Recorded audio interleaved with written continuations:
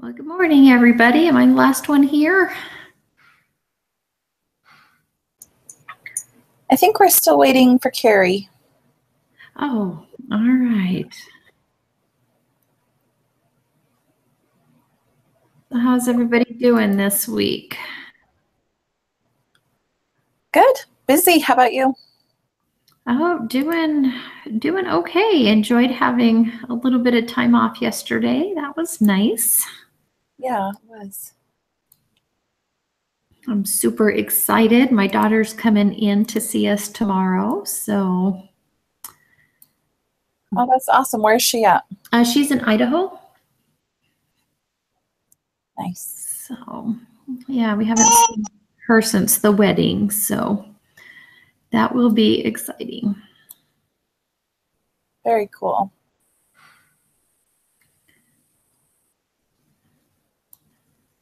You guys excited to have this semester over 2 weeks from yesterday? I'm excited. Are you taking, I'm taking summer term class, like I'm taking one over the summer though, so it pretty much jumped from one semester right back into another one. I've never done summer before, so. Yeah, I'm doing a summer class too, but I've always taken summer. I've never had a summer off, I guess, since I started. So. Oh man, that's good for you. I need my summer most of the time. Well, you I know, have little for me, kids at home. yeah, I've got two at home. They're teenagers, I guess, so they're not quite, young, but they, the way that their school works out, they start to school like 2 weeks after the summer session starts.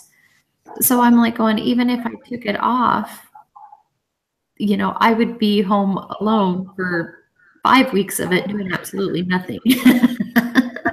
Oh, wow. They then, huh?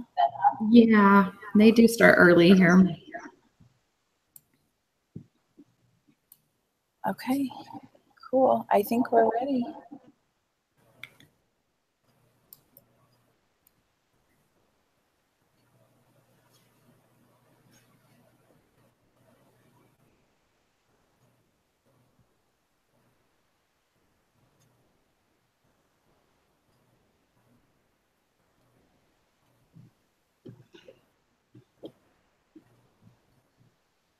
Hi guys, how was your 4th? Pretty good. Pretty uneventful. They have a fire ban where I'm at, so there were no fireworks or anything. Oh man. Pretty quiet. They did professional shows, but nobody could set anything else off. That's no fun. I was asleep by 9. Does that sound exciting? You must be tired. Well, I haven't been feeling well for the last couple of days, and I think yesterday it just kind of finally hit. So Oh no. I crashed That's too most bad. of the day, but Oh, it's hard to juggle everything when you're sick, isn't it? yeah.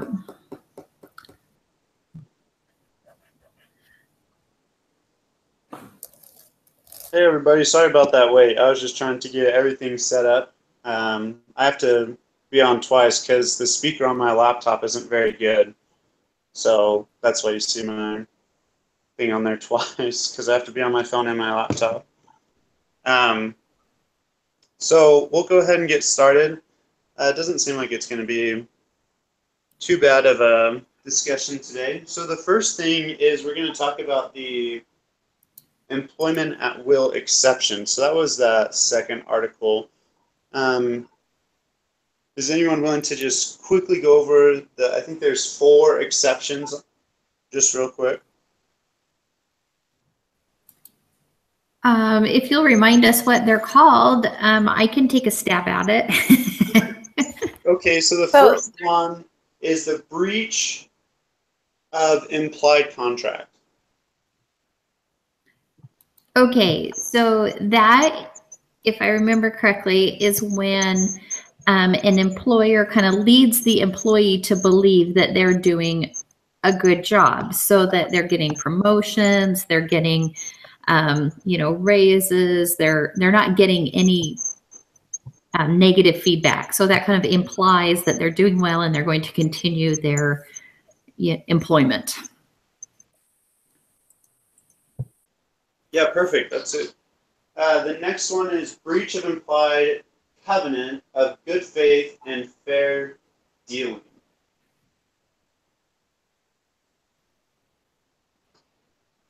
I think that is when it had something, I think it had to do with when an employer can't get rid of you if it prevents them from doing something like giving a benefit. So I think the example was, getting rid of them right before they have a bonus, or getting rid of them right before You have to pay out commission or something. Right, something like that. Yeah. Because they had an agreement that, if the employee did this, then the company will pay them this, and the employee fulfilled their portion, but they can't fire them without giving them their.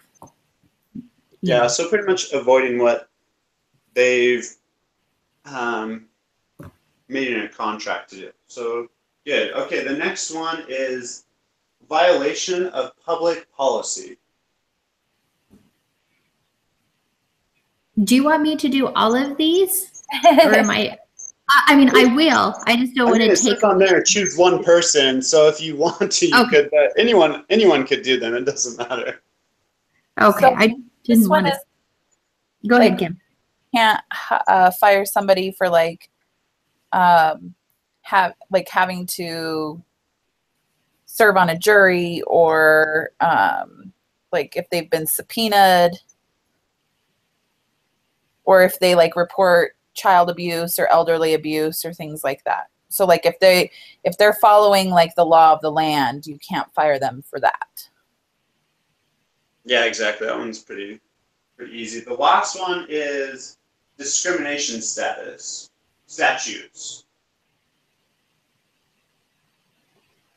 I think that would just be the, the discrimination laws, for, race, religion, age, disability, stuff like that. Right, and we talked about those in previous sections. So, okay, so now we're moving on. So that pretty much covers the whole other article, and so we're moving on to the next one. And so we're going to be talking about the one with the manager with Terry and Phil. And so the first question is, what impact does Terry and Phil have on the bottom line or net income? they're a strain on their sources, I would say. Like they're basically being paid when they for and their position is unnecessary, especially with Terry. The employees have to cover for them because they're not doing their job, right? So that causes financial obligations to the company that they're losing money Yeah. because the other guys can't do their own jobs completely because they have to cover for those guys, I'm sure. Yeah, that's definitely a point too. Is there anything else? How else could they be affecting the bottom line? Well, I mean, besides just their, their flat salary, we need to think that, companies pay for their health insurance and, they pay workers' comp and, employment taxes and all kinds of other things besides their actual salary. So their financial is much more than just the salary too. Yeah, that's what I was thinking is you also have to think about they're paying these employees who aren't really contributing, so they're losing money that way too. Yeah, and with benefits, I didn't really think about that. So good point. Too emotionally, I mean, how would you feel if you're working next to somebody who wasn't doing their job and they didn't have a clue what you were doing? And it would kind of irritate you, I would think. It would make an environment not quite so pleasant to work in. Yeah, so then with that, what obligation does a manager have in that situation?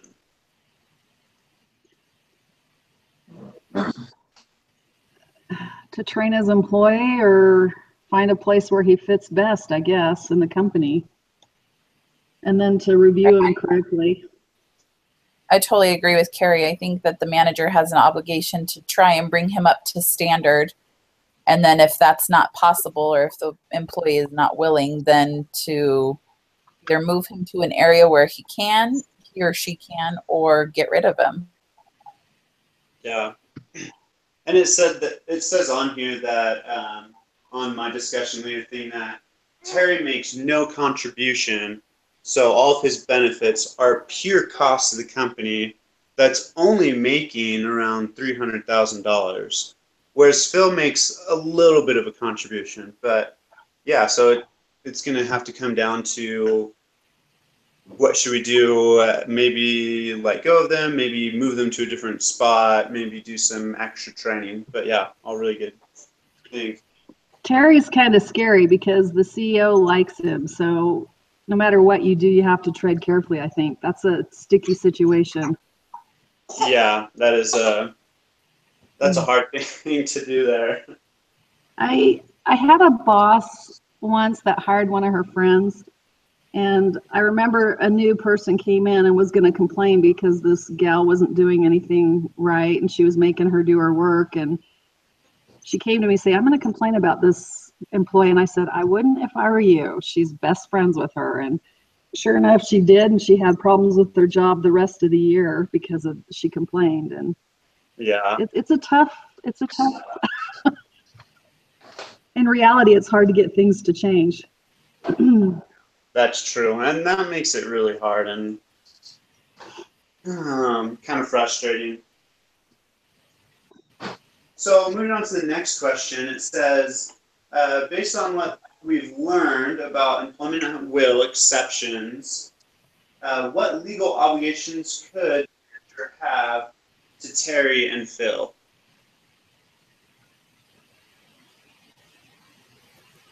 Well, for Terry, he knows he's not performing, to the best, top, but he doesn't feel that he's, he's never really been notified that he's below par. And so, if we were talking about that implied contract, he feels that everything's okay.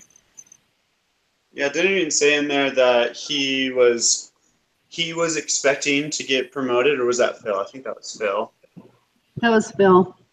Yeah. But yeah, so implied contract, what else? What else could be one of those exceptions?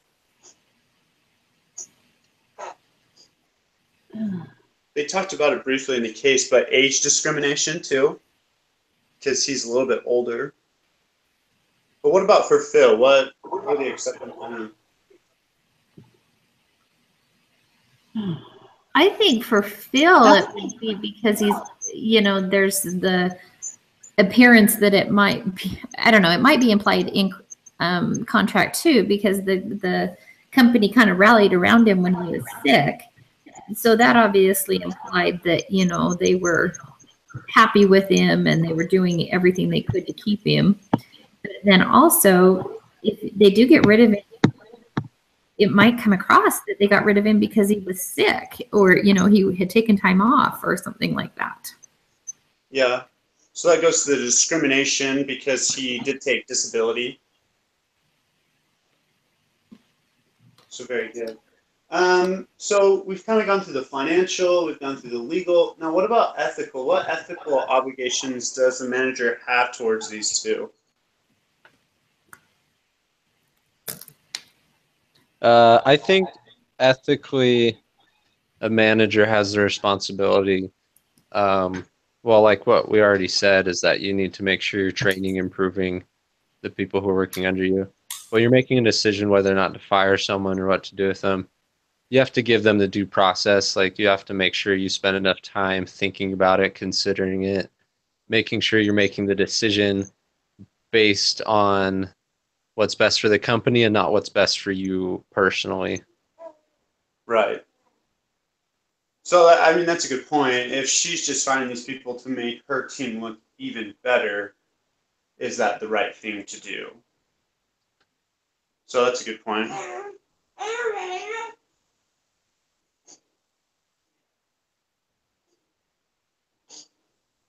What ethical obligations does she have to the company, though? I think to the company, she owes it to, make sure that you get rid of dead weight. I mean, if these people are just sucking the finances and just a burden to the company, I mean, the company will be more successful without them. I think that she has an obligation to get rid of them. But I think she also has the obligation to do it in some sort of, trying to find alternatives, kind of like Riley had mentioned, but then also to whatever has to be done to have it be done in an ethical manner. I mean, you don't have to be, I mean, she had mentioned that she doesn't like the PIP system because it's so condescending. I mean, if you can do it in a, I don't know if you want to say kind, but in a human, yeah, I don't know. I liked the way that she handled Terry's situation in the second document. I felt like she did that very ethically. She told him that she didn't like the PIP system, like Jody had said, and then she talked about, do you want to be the bottom performer? Do you want to be the weakest link on a team, or do you want to be on a team where you're, a top performer and you're contributing? And that really helped him to make that decision on his own. Where did it talk about that, Kim? It was in the second document. I don't know if you were supposed to read that one yet or not. The part 2, the tough calls. 2 tough calls. It's the one after the discussion. It's the one after the discussion on the bullet points. Yeah, you weren't supposed to read that one yet, but that's okay. Oh, I'm sorry. My bad. No, it's okay. Okay, so we kind of already talked about this, but it's talking about what are the ethical obligations that she has to the other employees. That you're being treated fairly, I think, as an employee who's not struggling with performance issues. If you're being treated the same as somebody who is, it's frustrating, and I think that's, I don't know. I think that you have an ethical obligation as a manager to make sure that those who are meeting performance should be treated fairly. I don't know. And not the same way as them. So as far as we know, they have to use the PIP, right? At least the documents that we read said they have to use the PIP. And it's like everybody in the company knows what your review is. It's public. So if you rate the employee too low, the other employees are going to look down on you or the person you rated low, right? So how are you going to make that person a good employee if you're, I don't know. That's a tough one because it doesn't seem like a good rating system, or it should be more private to some degree. You know, put them on a plan for growth or something. A growth plan is what I would do probably. Well, I think that's what the performance improvement plan is supposed to do in theory. I mean, I've worked in places where they have the performance improvement plan, and that's exactly what they're used for. They call it coaching people out. I've done it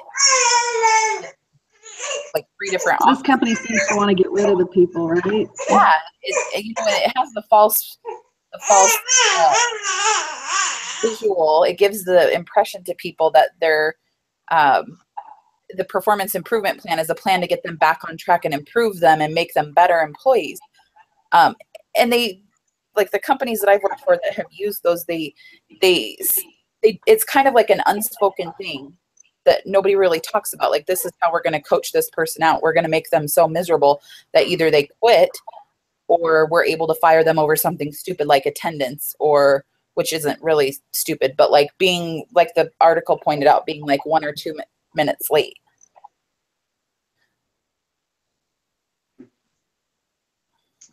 Yeah, It covers the company. I think other things that we have to think about ethically for these two in all sorts of situations is that with the other employees, we've just been rallying around Phil and what's been happening. So if we just fire him because he has been performing poor, what does that show to other employees? That shows probably that, hey, if you get sick, you're probably going to get fired. And so that's what also makes that situation really hard, is that you don't want your other employees to think, oh, well, if I can't ever take a couple of sick days, or if I ever get a pretty big sickness, I'm just going to get fired, and I should just know that. Well, that's a good point, because you have to think about morale too, because all of a sudden you've got all of your employees emotionally vested in Phil. You know, some of them have given up their own time, their vacation time. So they're all rooting for this guy. You know what I mean? And to sack him at this point would be a huge to morale too. What about doing mentoring? Get one of the employees who's top performer to help mentor the person to help them get up to speed. Morale, right?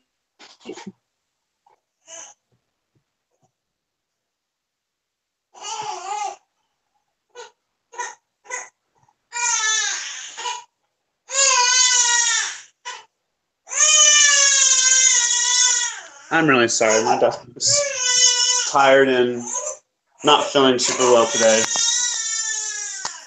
The next question on here is about the analysis of the company's HR practices. So how well do we feel the company is doing with the case, doing with its HR practices?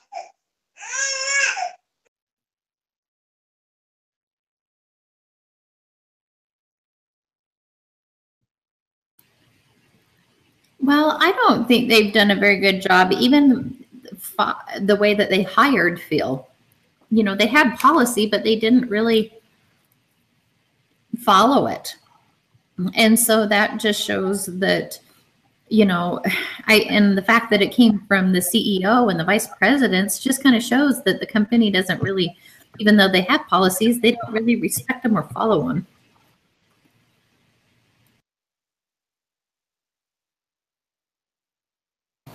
I totally agree with that. I think that they didn't do a very good job of setting clear expectations and sticking to policy.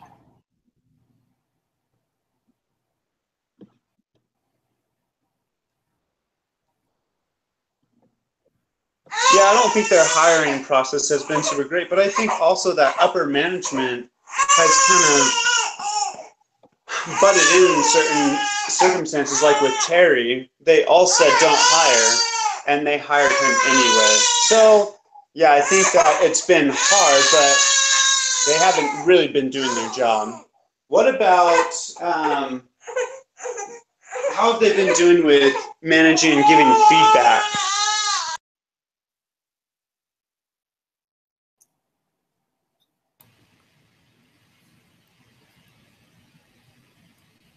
Well, I think as we discussed earlier, because they kind of have this they could have the issues with implied contract, it kind of shows that they really haven't been given adequate feedback up to this point.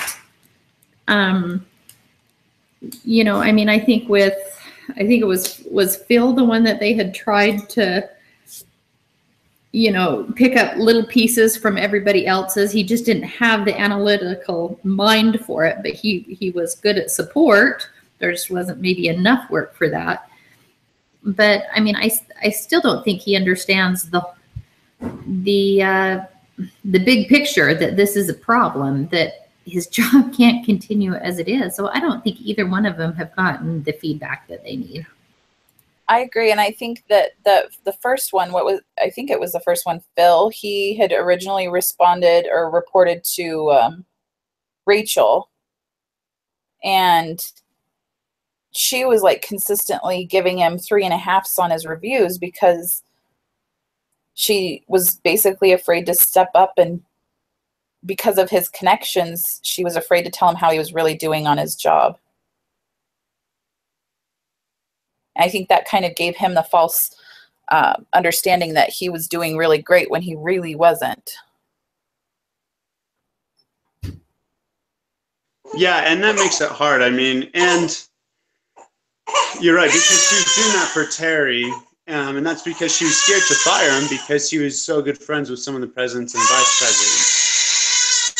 And so, yeah, I think they've been giving feedback, but I feel like they failed for some people, like Terry and Phil, who they could have been a little bit more specific on. How have they been with not only just giving feedback, but do you feel like the employees there know how the company feels about their performance?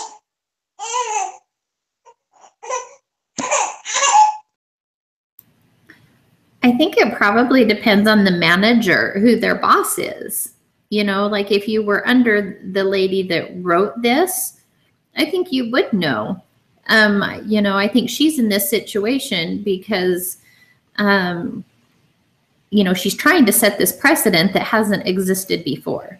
So I think if you're an employee under her, and as, the longer you're under her, the more you would know. But I think generally speaking, no, the employees don't know. I think it's interesting because wasn't it Phil? They said he was acquired. So doesn't that mean the company was acquired? I don't know for sure, but from the call center. So he may not have been. It didn't say how he was specifically hired, but they may be contractually obligated to keep him if they did acquire a company, or that's kind of what it sounded like in the reading. They acquired a call center or whatever it was. I can't remember what they said it was. Like when they acquire somebody, I think I think it's just their policy, their company's policy to keep them on board, or at least to give them a chance. But I think regardless of whether or not they were acquired, if they're not performing, I think that they can still, they have to meet a standard. You can't just keep them just because they were acquired, I think. Well, sometimes legally you have to, if it's in the contract, if you buy a company out, you have to keep the employees for a year or something. So I think that would be one thing we would need to know, that information to make a decision, because it doesn't sound like, I mean, the company probably didn't hire him. And so he may not meet the expectations because he was with another company. I don't know. That's all hearsay. It's hard to understand what it says in the document.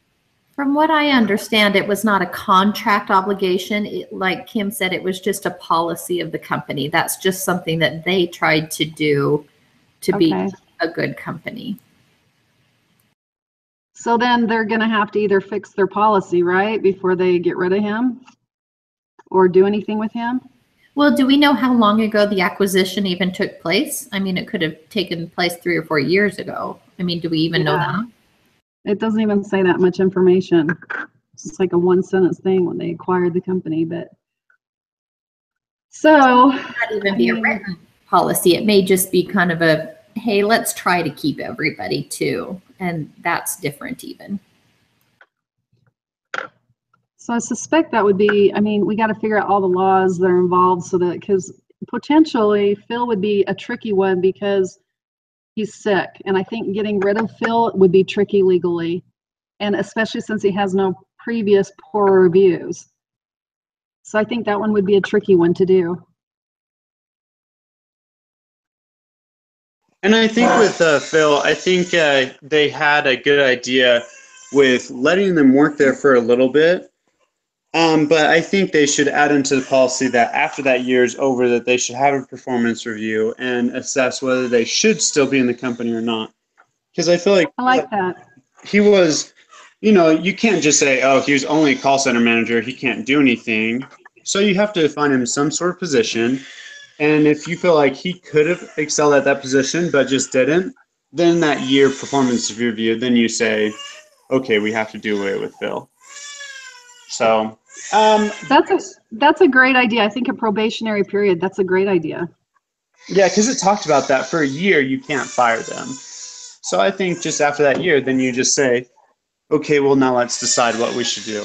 So the next question is, so we all know that the PIP was pretty much for the company just a road for firing people. So do we agree with that? Do we feel like it should be changed? What do we think about the PIP?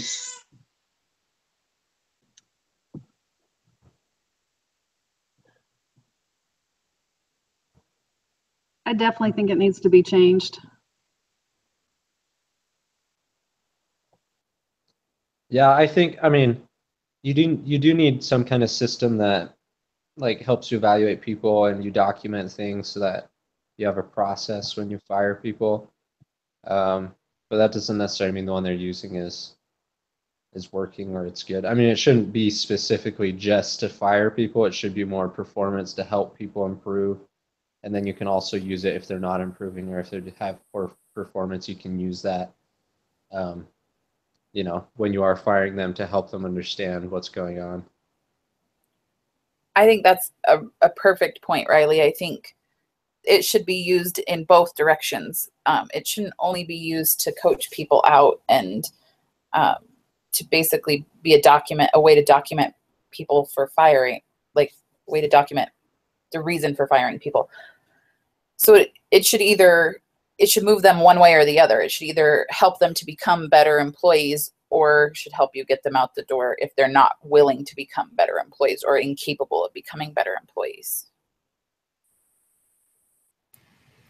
And another thing is kind of like Carrie had pointed out, there's kind of this negative stigmatism with them, or stigma.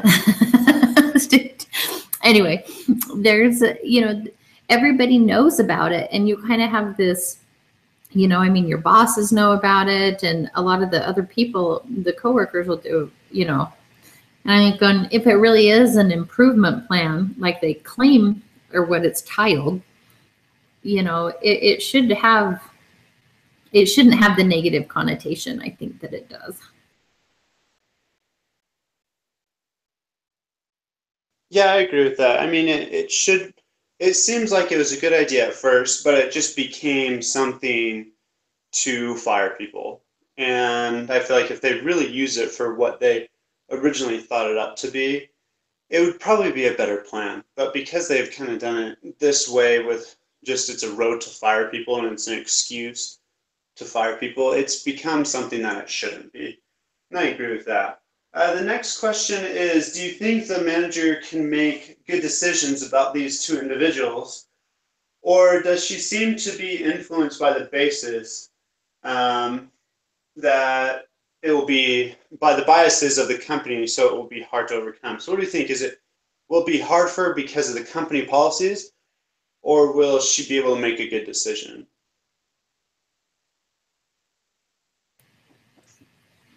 I think it will be hard.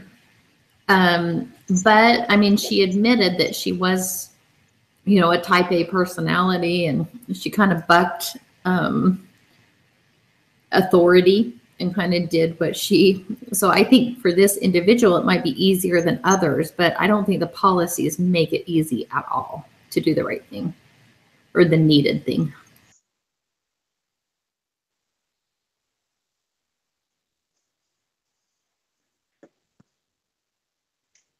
Yeah, no, that's a really good point. And I think that it is hard because when you're kind of lower down, I mean, she's a manager, but when you're still lower down and there's all these executives and they are really for the policies like the PIP, it's hard to go against that. So I feel like she wants to make a good decision, but she's stuck and doesn't know exactly what to do. So the next step, Unfortunately, there may be negative repercussions for her. So if she Right. wants to get rid of Phil, you know, is she going to lose her job? right. Right.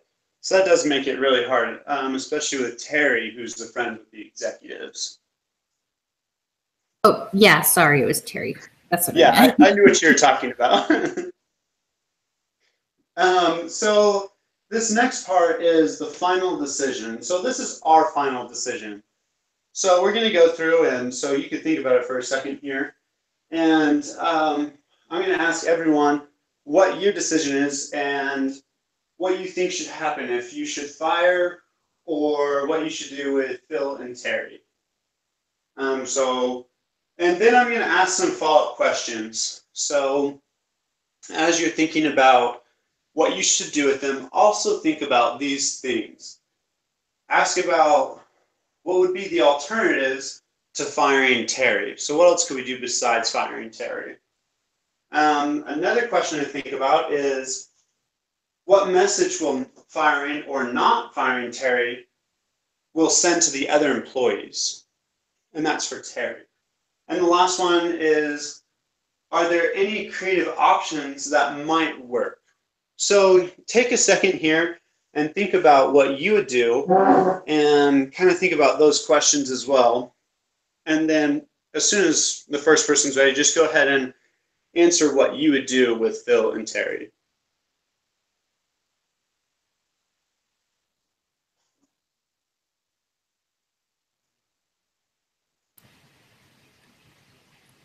Well, in my opinion, with Terry, I think I would go ahead and, I mean, the first situation would be trying to find him another position because he's just not technical, you know, or maybe I'm getting my two people mixed up, but he just doesn't fit in well. And I mean, obviously, if he does his scuba diving thing, he can be successful with something he's passionate about. I just don't think it's whatever this job is. The unfortunate thing is I don't know that anybody else in the company would take him. I think my first step would be try to find him a different position. And if that doesn't happen, I think you just have to let him go. Okay, and what about Phil? What would you do with Phil? I think with Phil, oh man, there's that huge guilt thing with guilt.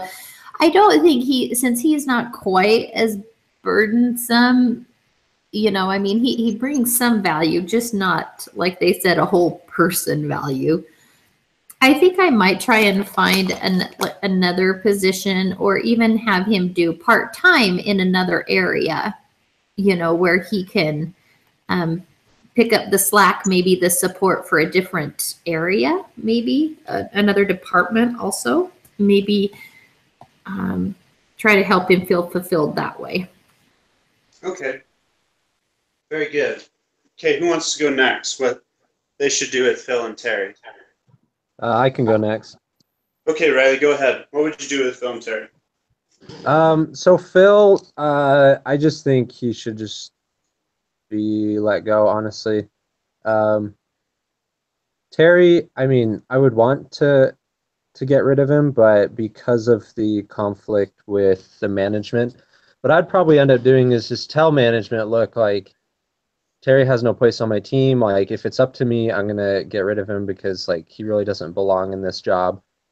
But that being said, he's your friend. What do you want to do with him? Because, Like, I'm not going to jeopardize my standing with you guys based on this, but this is how I feel about it. Like, I don't know. I try to make that clear with them, kind of put it back on them to say, look, you hired him. He's your responsibility. Like, he's dragging down the company. If you're okay with that, then I have to keep him because like you're my boss. But if you want to improve the company and help us like do better, then we should probably get rid of him or find him another spot. So yeah. Okay, and Riley, what would you do with Phil? Because you don't want the morale of your other employees to go down because they just did all this stuff for Phil. How would you make it so that you don't lose the morale of your other employees while letting go of Phil? I don't know, because I mean, the other employees, I'm sure, have noticed that Phil isn't up to par with his job. I mean, as long as they're not lying to themselves, I'm sure, especially the people in his group know that he's not, at their level. So I think they would understand if they let him go.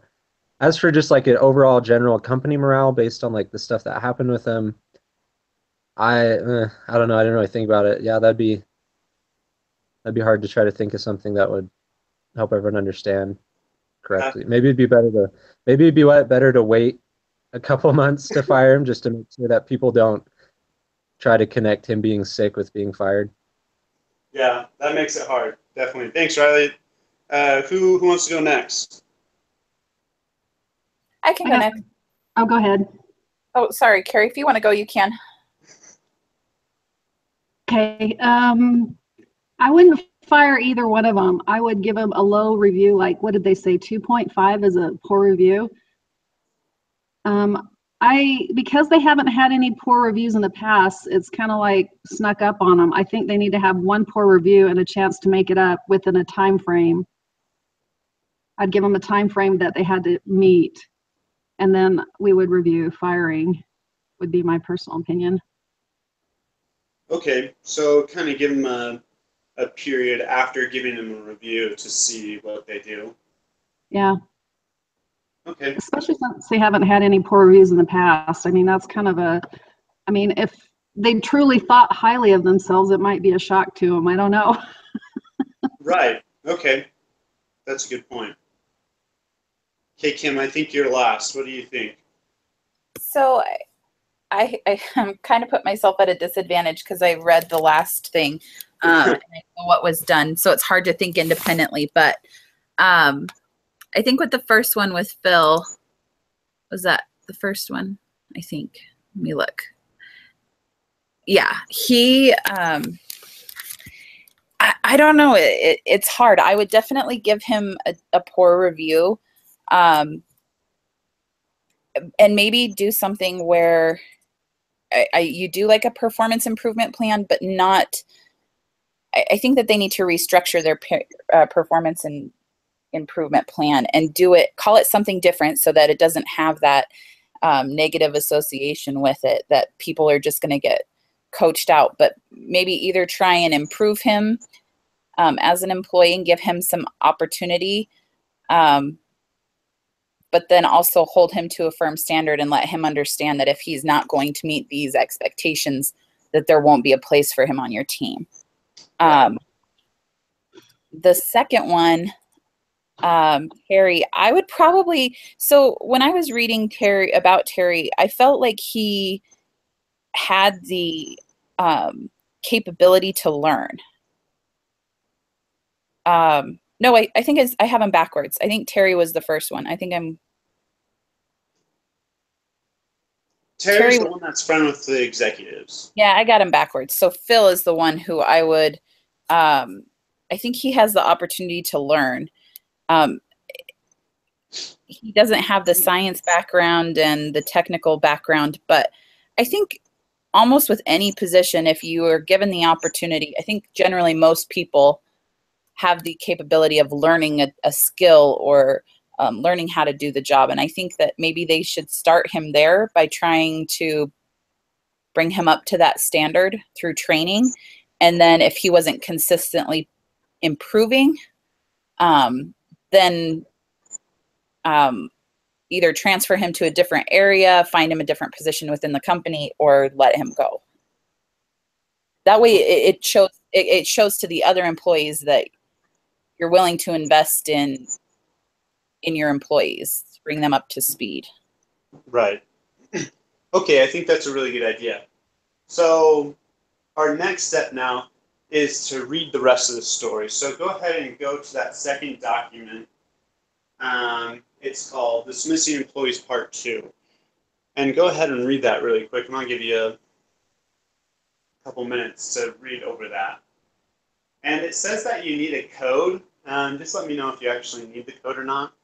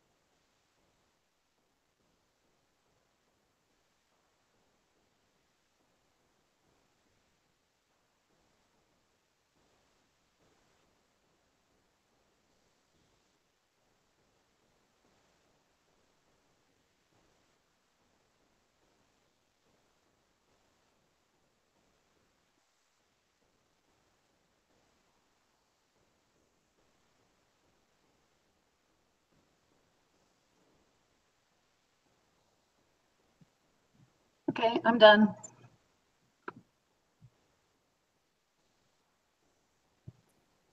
I'm ready to whenever.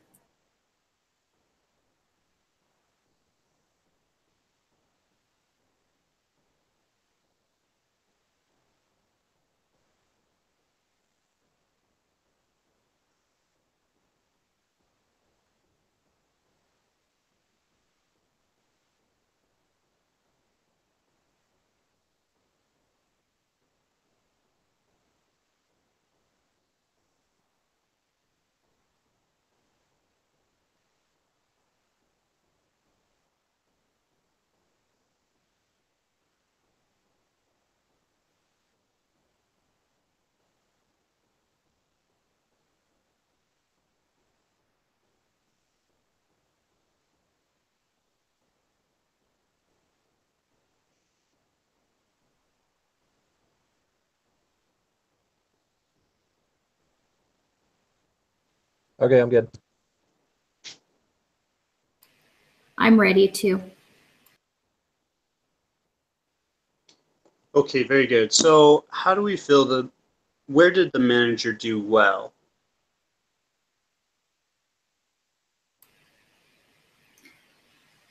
I was really impressed with how she handled the PIP with Terry.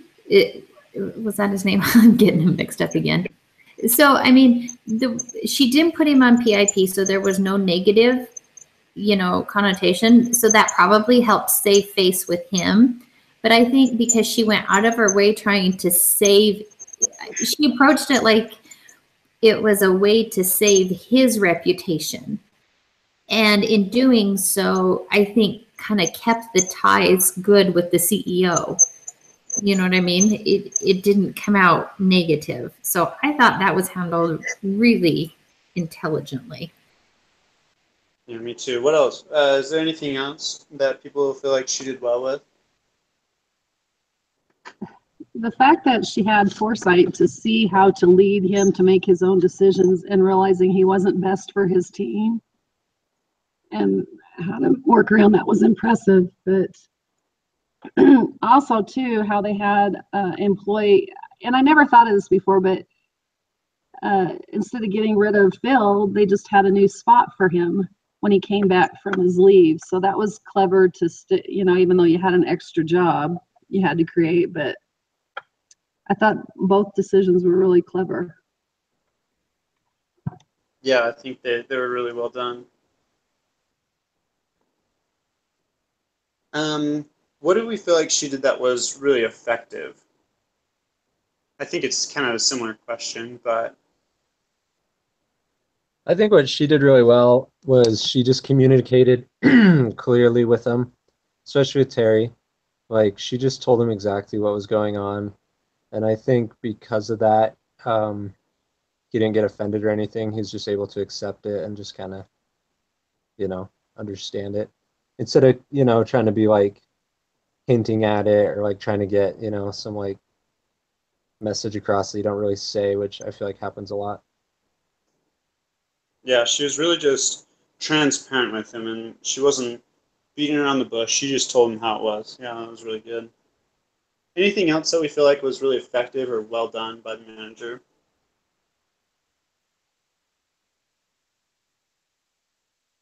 Okay, what was done that maybe wasn't very effective?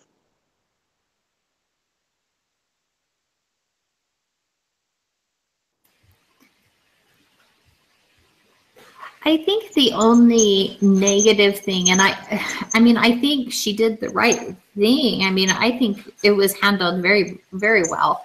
But the only negative, repercussion might be that since she didn't really follow any policy, is she continuing the cycle of not really following policy? That would be my only, my only thought. But if she was successful in finding them a job or, getting them into a place where they are successful, did anybody even know? I don't know. So I guess if, who's the first guy again? Darn it. I'm getting them mixed up now. Terry is the friend with the executives, okay. And he's the one that Terry went out with the party. So since she didn't put him on the PIP plan, it could have backfired. He may not have been agreeable. So it might have worked to her disadvantage if he hadn't been agreeable to look for a better fit for him, and what if he was all, I don't know, very aggressive and awful about the whole thing? Then it could have backfired and she would have had no documentation that he was a poor employee. Right. So that, she was lucky it went her way. Yeah, that's true. That's a good point. Anything else that was not very effective with what she did? I think with Phil, I don't know. I feel like they moved him to that international team, and it kind of has a reputation nobody wanting to work for them. I feel like they kind of swept kind of swept him under the rug and made him look like, okay, it maybe sent a message to other employees that if we want, I don't know. I just don't know if that was the perfect way to go. I mean, they did what was best for the business, but I don't know if they set a good example. You know, I felt like with Phil, I feel like that was probably handled very poorly. I think that either they should have just fired him so he could have found a job that maybe was really just a better fit for him overall. Maybe he didn't really even want to be there, but it was just a job, so he just stuck with it. So I feel like they should have either really tried to train him on something and make it so that he really knew what he was doing and really fit there, or they should have just let him go. And so I feel like with what they did, it was kind of just like they just ignored the problem. Like you said, just swept him under the rug and were too afraid to do anything. Right. I felt like they weren't as honest with Phil as they could have been, as they were with Terry even. Right. Because did Phil ever know that he wasn't doing well? So, really interesting thing. So that kind of concludes the talk with the case. The last question on here is, just really briefly, what can we learn about this case? What can we learn about making decisions about termination? My biggest thing that I've learned is that I need to be more open to a variety of solutions. I think immediately I think one solution, give him a poor review. If he doesn't succeed in 6 weeks, get rid of him. That was kind of my thought. Instead, they look at it like, what can we do to make this person succeed and do well for the company? That's kind of the mentality I need to look at. I need to change that perspective, I guess. Okay, yeah, really good. Well, who else wants to share what they have learned from this? Something that I've noticed with this is like, one, you need to be like really open and honest with people about these things.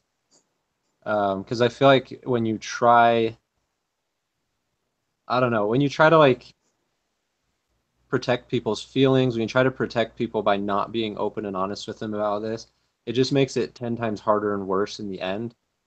Where if just all along you're just kind of straight up with them, you just explain, look, like you're not performing very well. Doesn't mean we want to fire you, but we want to find you a better fit, and you talk to them about it continuously. It's not just like a single event where all of a sudden they're getting fired and they don't know why. It just makes things a lot easier, and you just have to have the courage, because it's hard to do these kinds of things, but you have to have the courage to be honest and open with people so that it doesn't hurt them more in the end, and so that you're being honest and open with yourself and the company. Yeah, it is hard to do that sometimes, but I feel like you're right. It is the best way. Just be open and honest and just tell them how you really feel. And I think that went really well with Terry. She was very open, very honest with him, and it ended up going pretty well. So yeah, I agree with that a lot. One of the things that I learned is that there is never one completely right answer. A lot of times we tend to seek out what the right answer is. How should we handle this? And the more we get into this class, I realize there isn't necessarily one absolute correct answer, because there's just too many variables in a situation. How a person reacts, the situation.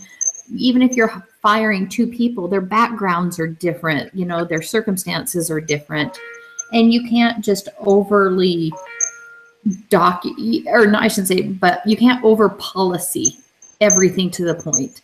And you have to have some sort of human, I want to say human compassion, human logic, and how hard it is to make a decision with so many different inputs. Yeah, I read an article the other week that I used for the Doohickeys paper, and she's talking about we have to treat everyone in the company like adults, and we can't just over policy things, because that's just setting these rules and making it like everyone's kids again. And so I thought that was really interesting. I think you're right. You can't just keep implementing all these policies. You have to really treat people like adults. Yeah, I agree with a lot of what's been said. I think the biggest thing that I learned is it's not as, I guess it's really similar to what Jody said. It's not as cut and dry as you would hope it would be. And you have to understand that there's a human component to it, that you have to take each situation and each circumstance as it comes, and it's not always going to fit into this perfect little cookie cutter of what's expected and what should be done. I think it's going to vary by situation. Yeah, you really have to think about things. You can't just have almost like a golden bullet for everything. You have to really assess the situation for how it is. Very good. So there's only one question left, but we're out of time. So I think this is a really good pondering question for later. And what it is just think about how you can apply this situation in your future with whatever kind of career field that you're going into. So just kind of think about that after we're done with this call. Just think about how could you be better with, if you were in this similar situation, how could you do better? But that wraps up our discussion for today. Is there anything else that we want to talk about, whether it be this or with the doohickeys paper? Do we have another one due? That was going to be my question too. We have one last one. One last one. That's what I thought. It's due at week 14. So I think it's due on the Monday, like, 12 days from today. But it only has, if I remember correctly, 2 problems and 3 solutions. Normally we've had 3 problems and 4 solutions. Oh, nice. Yep. It's due July 18th. Okay. I did want to mention one thing. So I took the last one into the Writing Center, and kind of different than what I expected, but kind of made sense too. So they'll only do a review for group papers for what you wrote individually.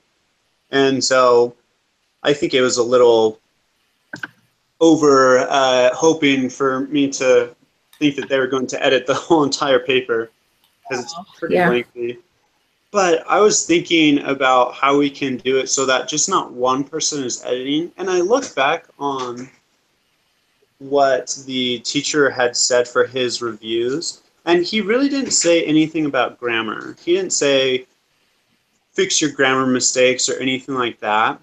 And so I feel like it just needs to be someone to just read through things. So I feel like if we each write however many sections, then that means that we each just go and review the same amount of sections for someone else. So if we write 3 different sections, then we go back and we review 3 sections and just fix the small things.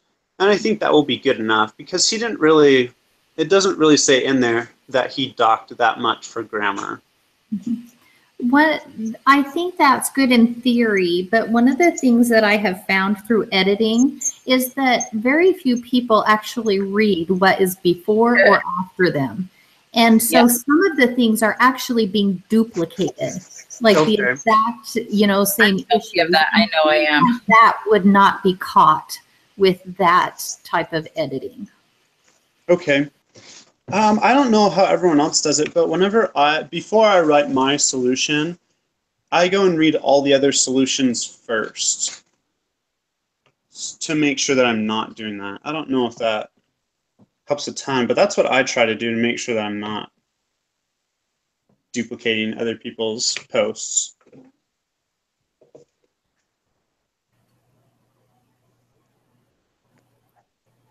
So I don't know exactly how to fix that though. Yeah, I mean, I feel like if everyone reads what everyone else wrote before, like what I said last time too, like sometimes I'll read someone else's and they cover like 3 or 4 different points in their paragraph. instead of one thing. That was And I'm really like, well, last paper. yeah, so it's kind of frustrating because I'm like, well, I wanted to write about that, but you talked about it in 2 sentences and your other one. So it's like, just try to be very concise, precise, which is one topic, and don't stray into other solutions because there's, I don't know, it's hard to think of new solutions when there's already 3 on there. That's true. What if we got just a little bit more detailed in our call or in our meeting about who is going to write about what? I think maybe one of our problems is coming from allowing people to be as flexible as possible. I think we're trying to give people the benefit of the doubt, but maybe it's just giving too much room for variation. Yeah.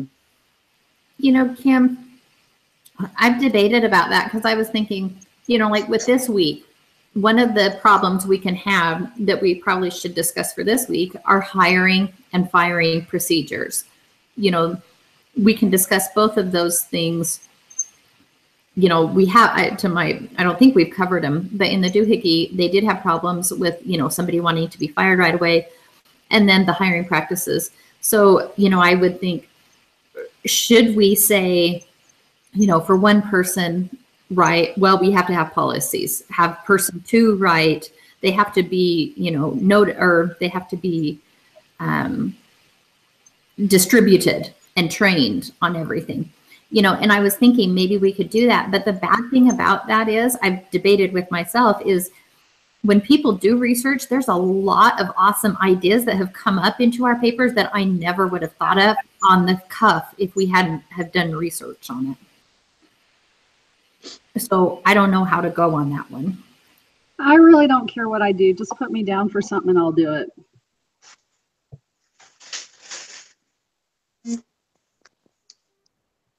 I think that we can it's hard to come up with a solution right now because it's not something that everyone's thought about. I would say just kind of think about it during the week, and then when we come back next week, come up with some sort of solution that maybe we can implement and make it so that our paper flows better without someone having to go through and really edit things by deleting duplicate sentences. The only way we do that is if we have it done way early so we can have time to do that. And that's not easy for everybody, I don't think. Well, unfortunately, if we went by the same schedule that we went last week, all of our writing would have to be done by next Wednesday. Yeah. Jody, where did you see that we didn't have to do the as long of things? Sorry, I'm not speaking in complete sentences today, but. You know, I think it was actually written, I haven't looked at the assignment. It was something that he wrote in, I don't know if it was a post or an email or something he wrote, because he had mentioned there's only 2 weeks worth of material. So we were only going to have 2 problems. And then he mentioned, and on top of that, there's only going to be 3 solutions instead of the 4. So I don't remember where I read it. Okay. But it did not come from the assignment because I haven't looked at that yet, well, but it was in post or something like that. Yeah. Okay. Well, I'll look through. Maybe it was in the instructions for this week. So do we, I mean, I don't mind editing it. But, oh, actually, while editing, I did find one other thing that it seems like when everybody starts their section, their first paragraph is another Introduction. They're stating the problem again. And that's kind of what the introductory to the problem is, the introduction to the problem. So you guys can start your first sentence with saying, you know, doohickeys should do this, this, and this. You know, if they did this, they can solve this problem. You don't have to say, well, in the case where this happened and then this happened, you know, it's bringing down morale, it's doing this. All of that's been included in the introduction. So just get straight to the solution. Because I ended up deleting, I think, like 3 or 4 paragraphs I mean, almost complete paragraphs, just because it was the same introduction on every single solution. So, Yeah, that makes sense. Okay, well, I guess, do you guys just want to wait until next week to assign paragraphs and things like that? Or do you want me to start working on creating a document? I think we better get started on it, especially if it's due, like in a week to 10 days. I think, we could probably start writing. I mean, do we want to, if we're not going to take it into the writing center, do we want to have the deadline of maybe next Friday or next Thursday night? Fine with me. Go ahead and assign me something and I'll get it done. Then we can tell me what I need to fix. I think Friday would work best for me. We're closing on our home next Monday and then moving throughout the week. So I would say Friday the 14th would probably be best. Okay. Congratulations. Congratulations. Are you moving in the same town or? We're moving about a block and a half away. We've been renting the whole time we've lived in Denver. We just decided to put some roots down and make it permanent. Oh, well, congratulations.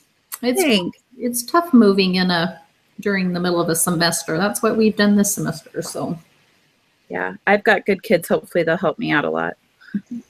good deal. Okay, so if we have all of our writing done by next Friday, and then I will plan on, if you guys want to, if you're satisfied with my editing abilities, I can edit on Saturday. Okay, thank you. That's nice of you. Yes, thank you. Kim, do you want me to just go ahead and submit it then so you don't have to worry about it? Or does somebody else want to look at it after my edits? It doesn't matter to me either way. I trust your judgment. I trust your opinions. Me too. Okay, well, if nobody else has any objections, I'll just submit it after I edit it.